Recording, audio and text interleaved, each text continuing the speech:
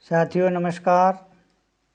साहेब बंदगी नव वर्ष सुखद और मंगलमय हो। सन 2025 सद्गुरु संतों और माता पिता की कृपा से आप सभी मानव प्राणी का जीवन प्रसन्नता, आनंद और सत्य विचारों से भरा रहे। प्रेमी सज्जनों, महापुरुषों ने कहा है, सर्वे भवन्तु सुखिनः, सर्वे सन्तु निरामया, सर्वे भद्राणि पश्यन्तु, मा कश्चित् दुख भाग भवेत्।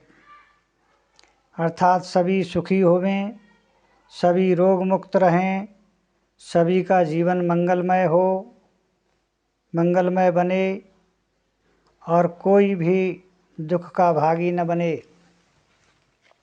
हे मेरे प्रिय सत्य दृष्टा जिज्ञासु मानव बंधुओं, मैं तहे दिल से आप सबका सम्मान करता हूँ, क्योंकि आप सब धन्यवाद के पात्र हैं जो कि पारख वचन का श्रवण कर रहे हैं। बंधुओं, आपका जीवन सद्गुणों और प्रसन्नता से भरा रहे, मैं सद्गुरु से प्रार्थना करता हूँ।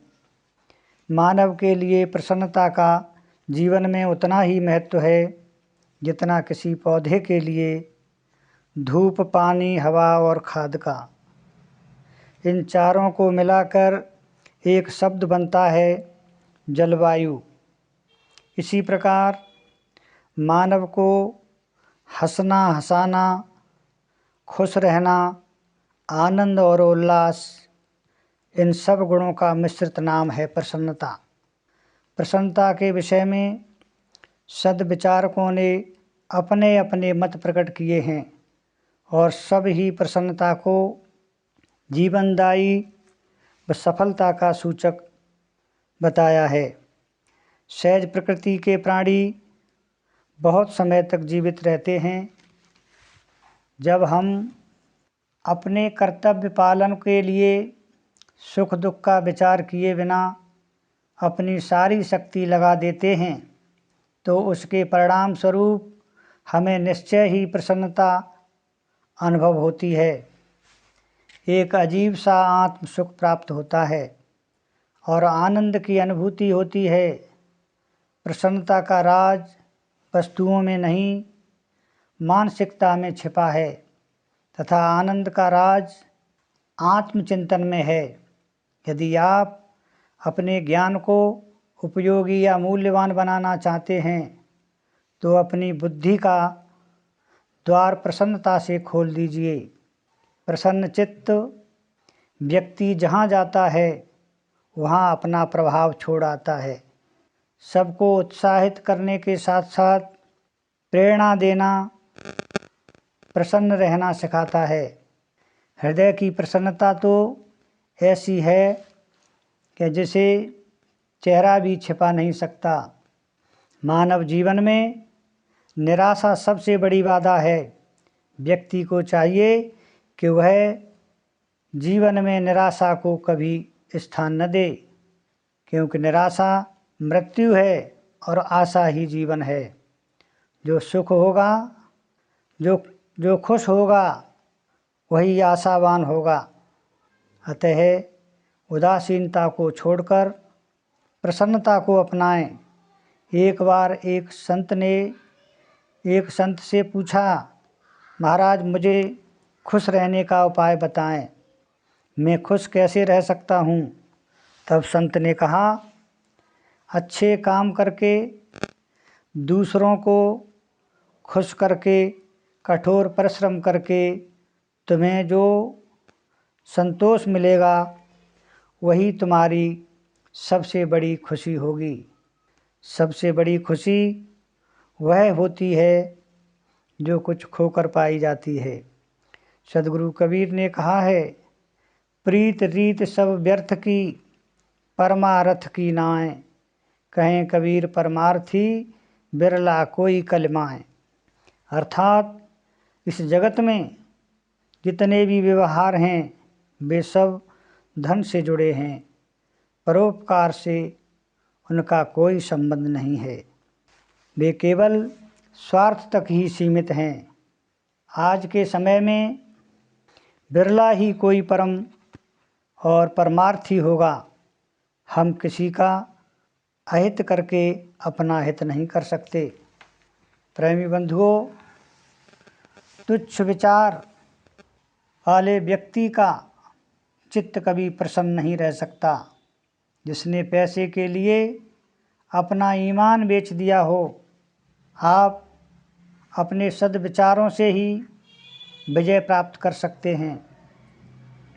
अतः आपको चाहिए कि अपने मन मस्तिष्क में स्वस्थ विचारों को स्थान दें, सदा आचरण ग्रहण करें। याद रखें, जहाँ दुख बांटने से घटता है, वही विद्या और प्रसन्नता बांटने से बढ़ती है। गाता चहकता, हंसता मुस्कुराता चेहरा, यह एक विशेषता है, एक सद्गुण है। एक ऐसा सद्गुण है जो सब में नहीं पाया जा सकता। जिसके पास होता है उसे सब कुछ मिल जाता है। सद्गुरुदेव कहते हैं कि यदि तुम जीवन में सुख शांति चाहते हो तो सद्कर्म करो, महापुरुषों के बताए हुए सद्मार्ग पर चलो। बीजक सदग्रंथ में साखी प्रकरण में लिखा है, जो तू चाहे मुझको छाड़ सकल की आस, मुझ ही ऐसा हो रहे सब सुख तेरे पास। यदि तुम मुझे चाहते हो, सद्गुरुदेव कहते हैं कि यदि तुम मुझे चाहते हो तो दूसरे सब की आशा छोड़ दो और मेरे समान ही सब तरह से निष्काम हो जाओ। बस सब सुख तुम्हारे पास है। यहाँ समझने में असावधानी नहीं करना चाहिए। गुरु की शरण में जब कोई जिज्ञासु एवं मुमुक्षु आता है, तब वह स्वयं अपने आप को गुरु का शिष्य मानता है, परंतु गुरु उसे उसके गुरुत्व एवं महिमामय स्वरूप का परिचय कराता है। गुरु मुमुक्षु को बताता है कि जो मैं हूँ वही तू है। मैंने संसार की सारी आशाएं एवं कामनाएं छोड़ दी हैं, इसीलिए मैं पूर्ण सुखी हो गया हूँ। तू भी मेरे समान संसार की सारी आशाएं एवं कामनाएं छोड़ दे और तू भी पूर्ण सुखी हो जाए। यदि तू चाहे कि ये सब काम गुरुजी ही कर देंगे, गुरुजी हमारे ऊपर अपना शक्तिपात करके हमें एकदम कागा से हंस बना दें, तो यह तेरा भ्रम है। यह कोई गुरु नहीं कर सकता। आध्यात्मिक जगत में शक्तिपात का बहुत बड़ा भ्रम है। लोग कहते हैं कि समर्थ गुरु शिष्य पर अपना शक्तिपात करके उसे आनन फानन में कृतार्थ कर देता है, सारी शक्तियों से संपन्न कर देता है। लोग उदाहरण देते हैं कि श्री रामकृष्ण परमहंस विवेकानंद पर शक्तिपात कर उनको महान बना दिए थे। यह ठीक है कि योग्य गुरु की प्रेरणा योग्य शिष्य पर ज़्यादा कारगर होती है, परंतु गुरु केवल अपनी तरफ से किसी को बदल नहीं सकता जब तक बदलने वाला स्वयं श्रम न करे, अभ्यास न करे, चिंतन न करे, ध्यान न करे। इन्हीं शब्दों के बाद मैं अपनी वाणी को विराम देते हैं। आप सबका जीवन सुखद हो, मंगलमय हो, ये मेरी तरफ से हार्दिक शुभकामना है। साहेब बंदगी।